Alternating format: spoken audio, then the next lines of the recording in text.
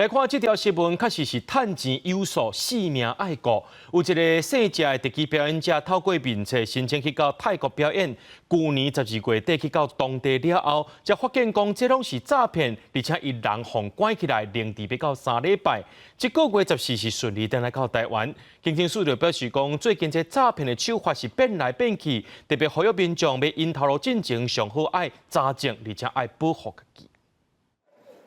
双手互拍到扭皮，手腕阁有封口手铐的痕迹，这位是前一阵真无简单，才互警方对泰国就回来的台湾特技表演者，拜四来到警政署记者会，讲出家己咧网络顶因海外头路刷去互人诈骗的经验。伊讲家己是去到国外才知互人骗去，阁受人凌迟。伊强调，即马手法愈来愈有路，咧发现家己互人骗进前。因头路的过程拢和台湾正常头路定数同款。对方也是把很多就是我们在业界里面可能会得到的一些内容，也是回传了给我，专业内容全部都有传过来。所以当初那个时候会让我觉得说，就是跟我们当时在台湾所接下工作的时候的感觉是一模一样的。警政署表示，即阵接到民众去到海外求职防诈骗的案件有愈来愈多，诈骗手法百种，建议民众莫凊彩相信网络资讯，也是网友的推荐。像讲若要求民众替人买物件、开口罩等等，就要看买册咧。有些骗你去帮他去海外开设账户，然后有些是说去旅游啦，